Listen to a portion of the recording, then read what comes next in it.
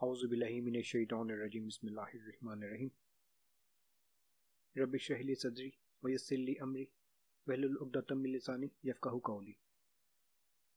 درود پاک پڑھ لیجئے۔ اللہم صلی علی محمد وعلی آل محمد کما صلیت علی ابراہیم وعلی آل ابراہیم انک حمید مجید۔ اللہم بارک علی محمد وعلی آل محمد کما بارکت علی ابراہیم وعلی آل ابراہیم انک حمید مجید۔ سلسلہ غزوات۔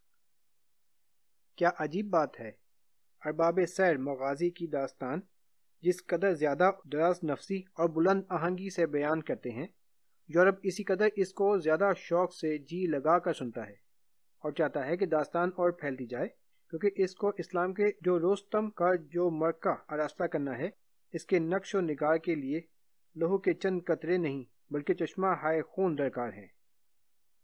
یورپ کے تمام مورخین نے سیرت نبوی صلی اللہ علیہ وسلم کو اس انداز میں لکھا ہے کہ وہ لڑائیوں کا ایک مسلسل سلسلہ ہے جس کا مقصد یہ ہے کہ لوگ زبردستی مسلمان بنائے جائیں، لیکن یہ خیال چونکہ واقعہ میں غلط اور سرتاپا غلط ہے، اس لیے مغازی کی ابتدا سے پہلے ضرور ہے کہ اس بحث کا فیصلہ کیا جائے۔ عام خیال یہ ہے کہ اسلام جب تک مکہ میں تھا مصائب گوناگوں کی آماج گاہ تھا، مدینہ میں آ کر اس کی کلفتیں دور ہوئیں، مگر یہ خیال صحیح نہیں۔ مکہ میں جو مصیبتیں تھیں وہ سخت تھیں لیکن تنہا اور منفرد تھیں، مدینہ میں آ کر وہ متعدد اور گوناگوں بن گئیں۔ مکہ کل ایک قوم تھا، مدینہ میں انصار کے ساتھ یہود بھی تھے جو عادات، خصائل، مذہب اور دیانت میں انصار سے بالکل مختلف اور ان کے حریف مقابل تھے۔ اس پر ایک تیسری قسم منافقین کا اضافہ ہوا جو مارے آستین ہونے کی وجہ سے دونوں سے زیادہ خطرناک تھے۔ مگر مکہ اگر قابو میں آ جاتا تو حرم کی وسعت اثر کی وجہ سے تمام عرب کی گردنیں خم ہو جاتی، لیکن مدینہ کا اثر چار دیواری تک محدود تھا۔ مدینہ اب تک بیرونی خطرات سے بالکل مطمئن تھا، لیکن رسول اللہ صلی اللہ علیہ وسلم کی قیامگاہ ہونے نے ان کو قریش کے غیظ و غضب کا تاراج گاہ بنا دیا۔ آن حضرت صلی اللہ علیہ وسلم جب مکہ سے چلے آئے تو چند ہی روز کے بعد قریش نے عبداللہ بن ابی کو، جو واقع ہجرت کے قبل رئیس الانصار تھا اور انصار نے اس کی تاج پوشی کی، شاہانہ رسم ادا کرنے کے لیے تیاری کر لی تھی۔ خط لکھا جس کے الفاظ یہ تھے، ترجمہ: تم نے ہمارے آدمی کو اپنے ہاں پناہ دی ہے، ہم خدا کی قسم کھاتے ہیں کہ یا تو تم لوگ اس کو قتل کر ڈالو یا مدینہ سے نکال دو، ورنہ ہم سب لوگ تم پر حملہ کریں گے اور تم کو گرفتار کر کے تمہاری عورتوں پر تصرف کریں گے۔ جب آن حضرت صلی اللہ علیہ وسلم کو یہ خبر معلوم ہوئی تو آپ صلی اللہ علیہ وسلم عبداللہ کے پاس تشریف لے گئے، اس کو سمجھایا کہ کیا تم خود اپنے بیٹوں اور بھائیوں سے لڑو گے؟ چونکہ انصار اکثر مسلمان ہو چکے تھے، اس لیے عبداللہ اس نکتہ کو سمجھا اور قریش کے حکم کی تعمیل نہ کر سکا۔ بدر کے بعد قریش نے اسی مضمون کا خط لکھا، چنانچہ اس کی تفصیل آگے آئے گی۔ تاہم قریش کی شہ پر منافقین اور یہود مدینہ کا سر پھر چکا تھا۔ اسی زمانہ میں یعنی بدر سے پہلے آن حضرت صلی اللہ علیہ وسلم بنو الحارث بن خزرج کے محلہ میں سوار ہو کر تشریف لے گئے۔ ایک جگہ مشرکین اور منافقین مدینہ، یہود اور بعض مسلمان بیٹھے تھے۔ گدھے کے چلنے سے گرد اڑی تو عبداللہ بن ابی نے منہ پر کپڑا ڈال دیا اور حقارت سے بولا، گرد نہ اڑاؤ۔ آن حضرت صلی اللہ علیہ وسلم نے مجمع کو سلام کیا اور کچھ قرآن پاک کی آیتیں سنائیں۔ عبداللہ نے کہا، اے شخص، مجھ کو یہ پسند نہیں، اگر تمہاری بات سچ بھی ہو تو ہماری مجلس میں آ کر ہم کو نہ ستایا کرو، جو تمہارے پاس جائے اس سے بیان کیا کرو۔ مسلمان اس تحقیق سے بڑا فروختہ ہو گئے اور قریب تھا کہ کچھ تو خون ہو جائے۔ آن حضرت صلی اللہ علیہ وسلم نے دونوں کو ٹھنڈا کیا۔ اسی زمانے کے قریب حضرت سعد بن معاذ رضی اللہ عنہ، جو قبیلہ اوس کے رئیس الاعظم تھے، عمرہ کرنے کے لیے مکہ معظمہ گئے۔ امیہ بن خلف سے اور ان سے مدت کا یارانہ تھا اور یہ تعلق اسلام کے بعد بھی قائم رہا۔ اس تعلق سے حضرت سعد رضی اللہ عنہ اب بھی امیہ ہی کے مہمان ہوئے۔ ایک دن وہ امیہ کو لے کر کعبہ کے طواف کو نکلے، اتفاق سے ابو جہل سامنے سے آ گیا۔ امیہ سے اس نے پوچھا کہ تمہارے ساتھ کون ہے؟ امیہ نے کہا، سعد ہیں۔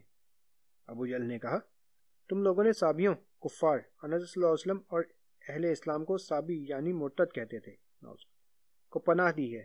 میں کبھی یہ نہیں دیکھ سکتا کہ تم کعبہ میں آ سکو۔ خدا کی قسم اگر تم امیہ کے ساتھ نہ ہوتے تو بچ کر واپس نہیں جا سکتے تھے۔ حضرت سعد رضی اللہ تعالیٰ عنہ نے کہا اگر تم نے ہم کو حج سے روکا تو ہم تمہارا مدینہ کا راستہ روک دیں گے، یعنی شام کی تجارت کا راستہ۔ حرم کی تولیت اور بجاورت کی وجہ سے تمام عرب قریش کا احترام کرتا تھا، اور مکہ سے مدینہ تک جو قبائل پھیلے ہوئے تھے سب قریش کے زیر اثر تھے۔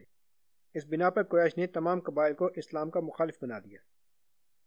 ہجرت کے 6 سال تک یمن وغیرہ کے لوگ آن حضرت صلی اللہ علیہ وسلم کے پاس نہیں پہنچ سکتے تھے۔ چنانچہ 2 سنہ ہجری میں جب بحرین سے عبد القیس کی سفارت آئی تو لوگوں نے آن حضرت صلی اللہ علیہ وسلم کی خدمت میں عرض کی کہ مضر کے قبائل ہم کو آپ تک پہنچنے نہیں دیتے، اس لیے ہم صرف ایام حج میں جبکہ لڑائی عموماً موقوف ہو جاتی ہے آپ صلی اللہ علیہ وسلم کی خدمت میں آ سکتے ہیں۔ قریش نے انہی باتوں پر اکتفا نہیں کیا، بلکہ جیسا کہ انہوں نے عبداللہ بن ابی کو لکھا تھا، اس کی تیاریاں کر رہے تھے کہ مدینہ پر حملہ کر کے اسلام کا استحصال کر دیں۔ مدت تک یہ حال رہا کہ آن حضرت صلی اللہ علیہ وسلم راتوں کو جاگ جاگ کر بسر کرتے تھے۔ صحیح نسائی میں ہے ترجمہ، آن حضرت صلی اللہ علیہ وسلم اول جب مدینہ میں آئے تو راتوں کو جاگا کرتے تھے۔ صحیح بخاری باب الجہاد میں ہے کہ ایک دفعہ آپ صلی اللہ علیہ وسلم نے فرمایا کہ آج کوئی اچھا آدمی پہرا دیتا، چنانچہ حضرت سعد رضی اللہ عنہ بن وقاص نے ہتھیار لگا کر رات بھر پہرا دیا، تب آپ صلی اللہ علیہ وسلم نے آرام فرمایا۔ اس سے بڑھ کر حاکم کی روایت ہے جس کے الفاظ یہ ہیں، آن حضرت صلی اللہ علیہ وسلم اور صحابہ رضوان اللہ علیہم جب مدینہ آئے اور انصار نے ان کو پناہ دی تو تمام عرب ایک ساتھ ان سے لڑنے کو آمادہ ہو گئے۔ صحابہ رضوان اللہ علیہم صبح تک ہتھیار باندھ کر سوتے تھے۔ مورخین مغازی کی ابتدا انہی واقعات سے کرتے ہیں کہ اسی سال خدا تعالیٰ نے جہاد کی اجازت دی، لیکن ایک دقیقہ بین انہی کی تصریحات سے پتہ لگا سکتا ہے کہ اصل واقعہ کیا تھا۔ مواہب لدینہ اور زرقانی میں لکھا ہے کہ خدا تعالیٰ نے 12 صفر 2 سنہ ہجری میں جہاد کی اجازت دی۔ اس کی سند میں امام ظاہری کا قول نقل کیا ہے۔ ترجمہ، پہلی آیت جو قتال کی اجازت میں نازل ہوئی وہ یہ ہے، بسم اللہ الرحمن الرحیم، اذن للذین، یعنی جن سے لڑائی کی جاتی ہے مسلمان، ان کو بھی اب لڑنے کی اجازت دی جاتی ہے کیونکہ ان پر ظلم کیا جا رہا ہے اور خدا تعالیٰ ان کی مدد پر یقیناً قادر ہے۔ تفسیر ابن جریر میں ہے کہ قتال کے متعلق سب سے پہلے جو آیت نازل ہوئی وہ یہ ہے، بسم اللہ الرحمن الرحیم، وَقَاتِلُوا فِي سَبِيلِ اللَّهِ الَّذِينَ يُقَاتِلُونَكُمْ، سورہ بقرہ۔ ترجمہ، اور خدا تعالیٰ کی راہ میں ان لوگوں سے لڑو جو تم سے لڑتے ہیں۔ لیکن غور سے دیکھو کہ 2 آیتوں میں انہی لوگوں سے لڑنے کی اجازت ہے جو پہلے مسلمانوں سے لڑنے آتے ہیں، اور اس سے ظاہر ہوتا ہے کہ مسلمان در حقیقت لڑنے پر مجبور کیے جاتے ہیں۔ بہرحال واقعہ یہ ہے کہ مدینہ میں آ کر آن حضرت صلی اللہ علیہ وسلم کا سب سے پہلا کام حفاظت خود اختیاری کی تدبیر تھی، نہ صرف اپنی اور مہاجرین کی بلکہ انصار کی بھی، کیونکہ اس جرم میں کہ انصار نے مسلمانوں کو پناہ دی ہے قریش نے مدینہ کی بربادی کا فیصلہ کر لیا اور اپنے تمام قبائل متحدہ میں یہ آگ بھڑکا دی تھی۔ اس بنا پر آپ صلی اللہ علیہ وسلم نے 2 تدبیریں اختیار کی۔ اول یہ کہ قریش کی شامی تجارت جو ان کا مائع غرور تھی بند کر دی جائے تاکہ وہ صلح پر مجبور ہو جائیں، اور یاد ہوگا کہ حضرت سعد بن معاذ رضی اللہ تعالیٰ عنہ نے مکہ میں ابو جہل کو اسی کی دھمکی دی تھی۔ دوسرے یہ کہ مدینہ کے قرب و جوار کے جو قبائل ہیں ان سے امن و امان کا معاہدہ ہو جائے۔